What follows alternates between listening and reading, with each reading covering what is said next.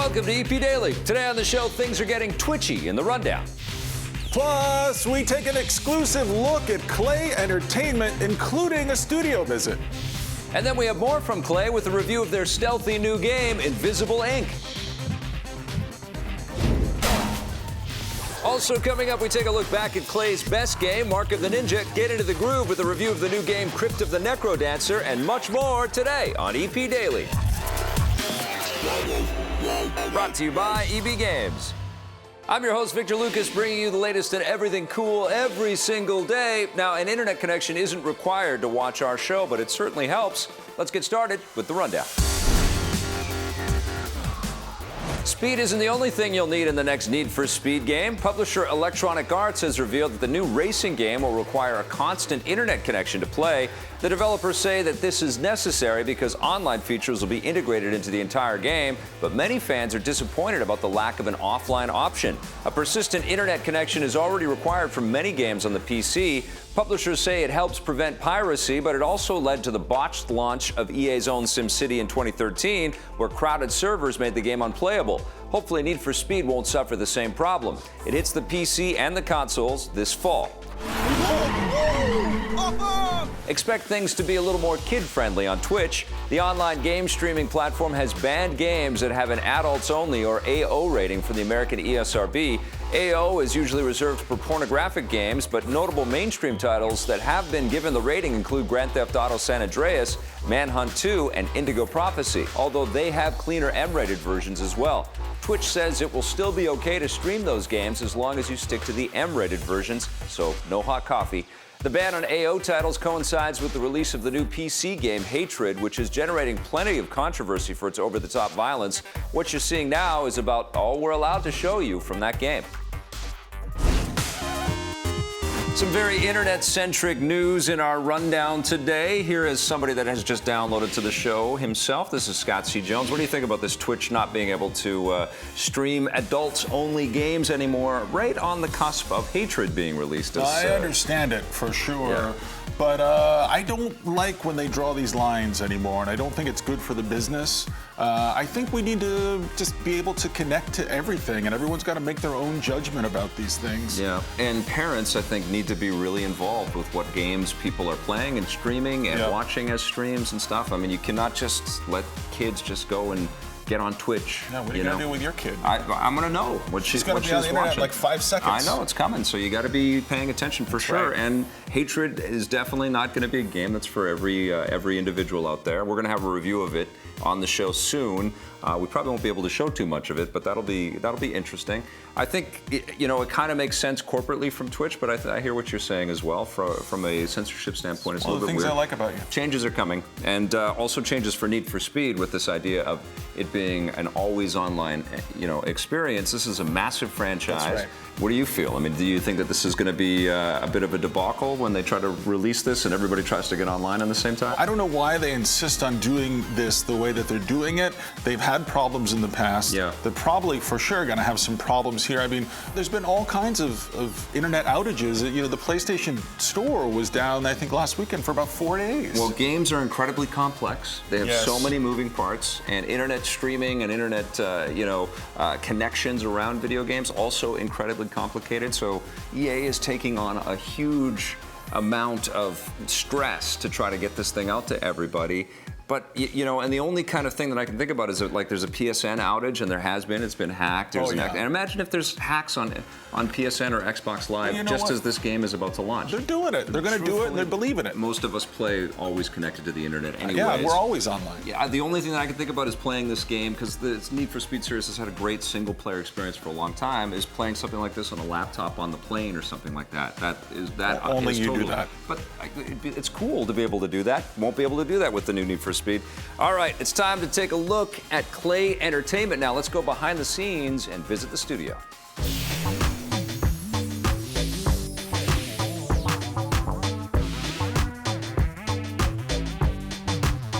I'm here with Jamie Chang. He is the founder of Klei Entertainment. Jamie, you guys have been around for 10 years, which is unbelievable. Congratulations. What is the secret for sustaining a video game business like yours in the current climate we live in now? Well, Klei's always worked in an environment where we're trying new things, and I think that eventually we came to realize that for players and for entertainment as a whole, if you're creating something new and something remarkable, people want to buy it. People want to talk about it, people want to buy it, people want to spread it. And so we focused our entire energy on creating those things. And that's why we spread ourselves over many different kind of games, many different kind of genres, from Mark of the Ninja to Don't Starve. We just get bored of doing the same thing over and over. So we want to spread our wings and we want to try different things. Now, as I look around the studio, it seems like everybody is well-fed and happy, and some people have drinks and some people have food, and it seems like you have a pretty good group here. Are you pleased with the group you have here? How many employees do you have? I think we have about 42 people here now. It's always been our dream that we could eventually get to the point where killing ourselves making games wasn't necessary. And I actually felt like it was pretty inefficient to do so. And I think that kind of turning point happened in the end of Shank, where Jeff started getting really bad wrist pains. I wasn't seeing my wife at all. We just had a long talk. How can we create a place that was both creative and profitable and sustainable? I think that we've gone a long way. Good. That'll help us bypass any security devices we encounter. Are there any secrets to getting a job here? Like, for example, if you really love hot dogs or pizza, does that sort of make it easier for you to fit in with the rest of the team? You know, we're not, it's actually interesting because we're not really a culture studio, right? One of the things you notice here is that it's not like a Silicon Valley. We're not all in our 20s. It is really a studio trying to be built on diversity, people who have kids, come from all walks of life, and the secret is just making stuff. It's not being part of a culture. Shank, we need your help. What drew you specifically to Invisible, Inc., the game you most recently worked on? That was an easy one. I was a huge fan of XCOM, the original XCOM game, and so I've always wanted to make a remake or something like that. I think probably thousands of designers are the same, but Jamie just came one day and said that he wanted to make something like Syndicate, the old Syndicate game, and we did some pre-production of a bunch of different stuff, but the one that was the most fun was the XCOM-ish one, sort of a isometric tactics game, and went with that. You found a good one there. What's the greatest success of Klei so far? As a studio, we definitely wanted to push the medium. So even getting our new art styles out there, we take a lot of pride in that, where our stuff looks different than everybody else's. What are some of the other activities that you guys enjoy doing around here? Board games. Okay. A lot of board games. We've got one brewing in the back. It's a Game of Thrones board game. Normally it takes like 3 or 4 hours, but we do one turn a day, so it takes 2 weeks to play. We're deep into it right now. Wow. What would you do different if you could go into a time machine and remake Klei all over again? Is there anything you'd do different? I really like how long it took us to get here. When we were younger, we made a lot of mistakes, and we were small, and we got to make it when nobody was looking. And I think that that was really important, and that the culture formed over a long period of time, and I think that's also really important. Very nice. I'm a big fan of Klei Entertainment. It's always great to see a studio doing exactly what they're supposed to be doing. I love when you say that. And coming up, you're going to be very happy with this. We've got more Klei for you, including a review of Crypt of the NecroDancer after this.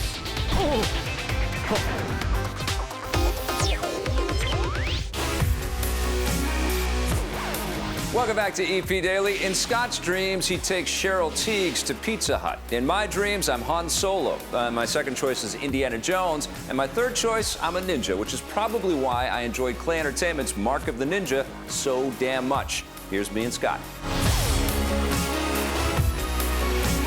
What did you think of Mark of the Ninja? Well, you know, Vic, right out of the gate, I've got a weakness for ninjas, just like I have a weakness for Cheryl Tiegs. Any game with a ninja in it, I love to death immediately. Now, you texted me in the middle of the night. Sometimes you do that. You're playing this game. You're like, this game is blowing my head off. And I started playing it myself, and I'm like, what's Vic see here? You know me, I'm always like, that guy's wrong. That guy's got to be wrong. I've got to find a way to dismiss this game.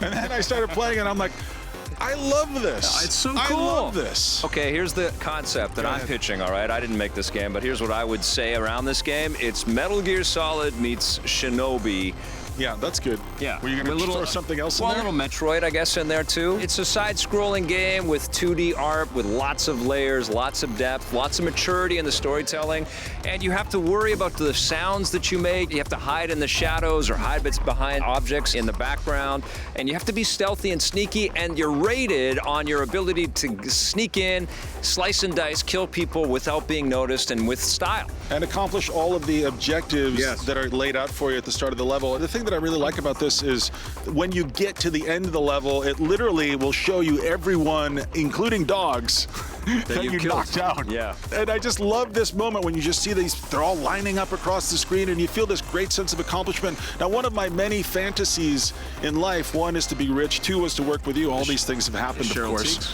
3 was to be married to Cheryl Teagues. Yep. But 4 was to be a ninja because I love this idea of going into a place and just ghosting my way through it and just leaving a trail of corpses behind me. Like, I think there's no better fantasy than that. Worried at Greedy one day? No, Vic, not at all. All these dead editors everywhere. And that's the fantasy that I used to have when I would play Tenchu. You know, the thing is, there are so many things in this game that irritated me at first that I eventually grew to love and realized that Klei had made the right choice every step of the way. The way that the ninja walks at first really bothered me. He's tiptoeing is what he's doing. Yeah, he's being That's careful. what ninjas do. They wear their pajamas and they tiptoe around.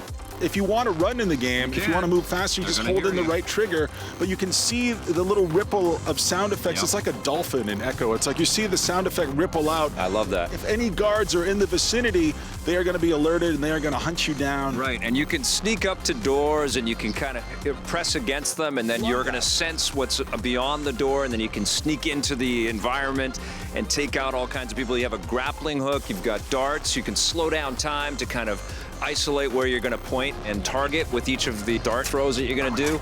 And you knock people out, then you get in there and slice and dice, or you can choose to just be evasive and hide and skulk and not hurt anybody and just work your way through the game. And you know, I feel endlessly curious about this game world, and that doesn't happen that often. No. That really shows me that Klei did something really right. And it looks beautiful. This is a 10 out of 10. You have to buy this right now. 9.5 from me. Unbelievably great job, Klei.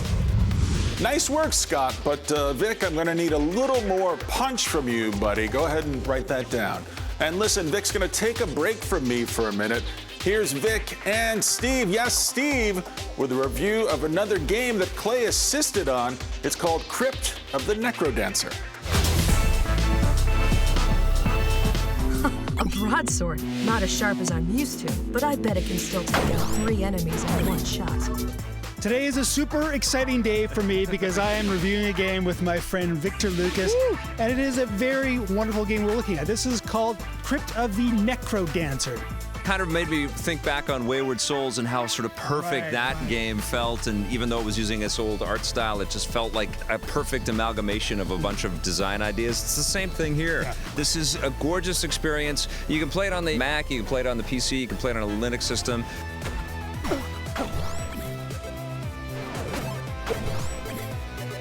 I think this should come to consoles as soon as possible.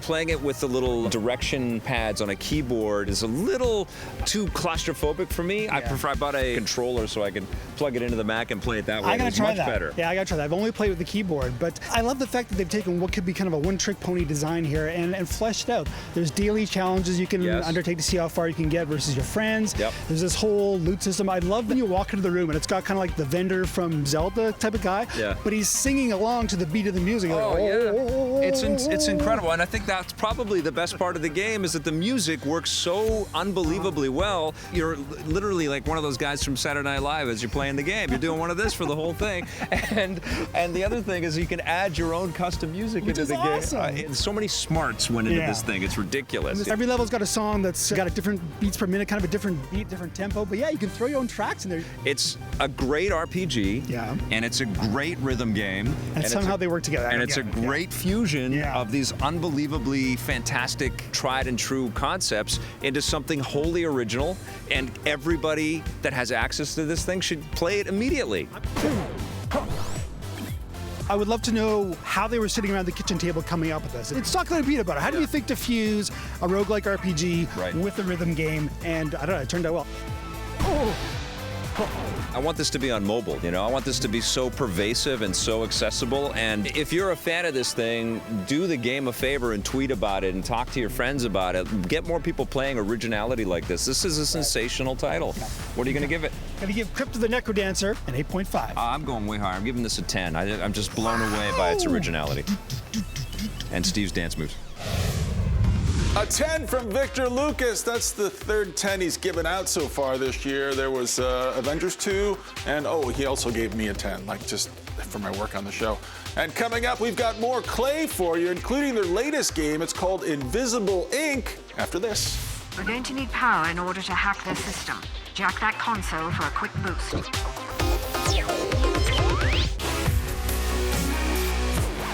Welcome back to EP Daily. Now, I've finished about 1,263 video games in my lifetime. Scott's finished about 1,060, which is why we're both qualified to review Klei Entertainment's brand new game called Invisible Ink. That's not with a K, that's with a C, like Incorporated. Anywho, here's our review.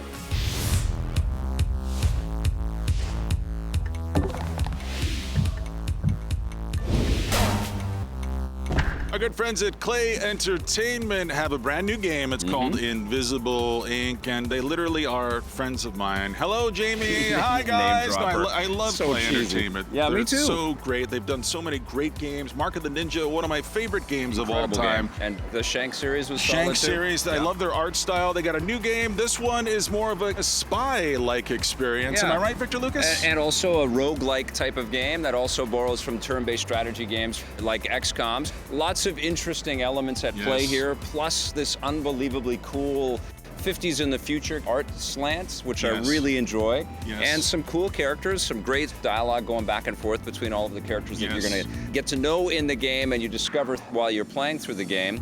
It's all from an isometric viewpoint. You can actually turn the camera around to look at the environments and look at the enemies from different vantage points.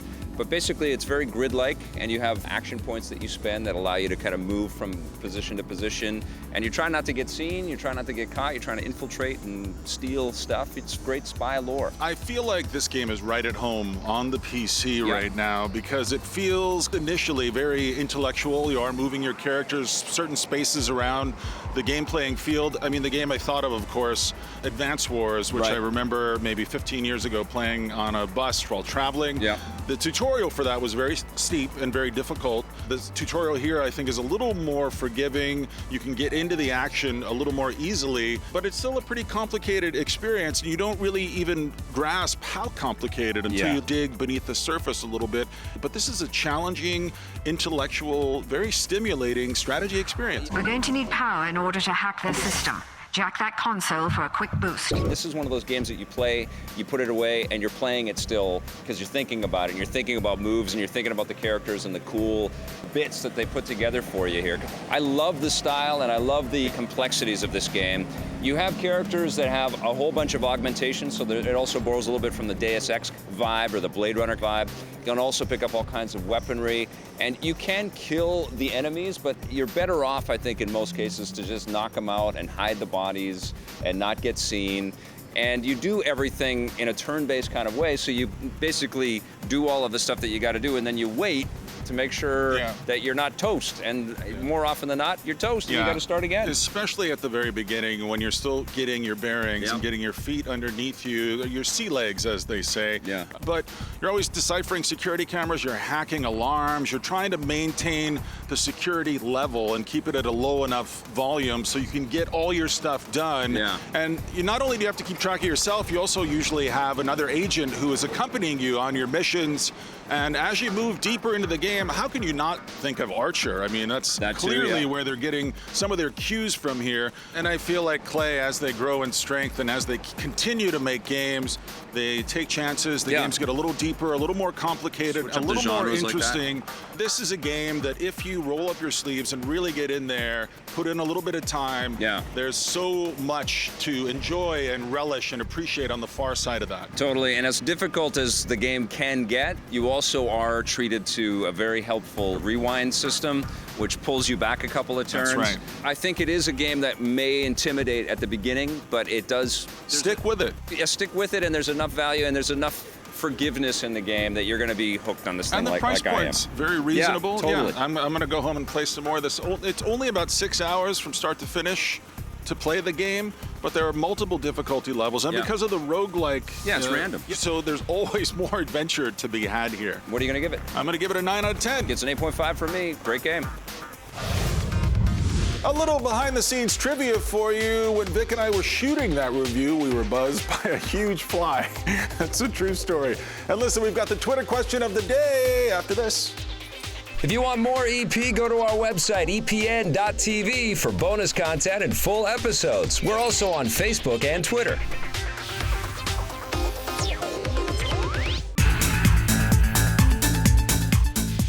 Welcome back to the Electric Playground. It is time for our Twitter question of the day. This one is from God for Mayor at God for Mayor.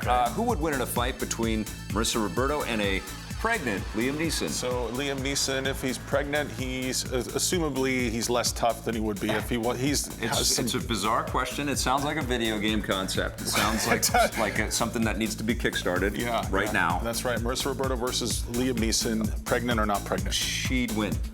Marissa would win for sure. Period. Yeah, I mean, she fights dirty. She'll go right for the crotch. She's mean. She wears perfume. We love her. To hide her musk odor. You don't want to see her angry. Yeah, she's very mean. She's scary. Help. Hey, listen, if you want to ask us any other questions or get caught up on EP content, go to our website, epn.tv. And listen, we've got more EP stories coming at you. In the next episode, we take a behind-the-scenes look at Melissa McCarthy's new film, Spy. Thanks for watching, everybody. See you tomorrow. EP would like to thank its sponsors, Nintendo, Xbox. EP's mobile coverage is brought to you by Gameloft, makers of Dungeon Hunter 5, which you can play for free on iOS and Android right now. Who puts a roof on a scooter? What are you, the Pope? I think how Paul laid out the script, I bought it the whole time. I bought that she was really capable but didn't have the confidence and then went out to defend her love and her partner. I love that it unfolds. Bit by bit, she gets stronger and stronger and more confident. And by the end, I'm doing insane things and hanging off helicopters with Jason Statham. Get your hand off my boobs! I'm saving you!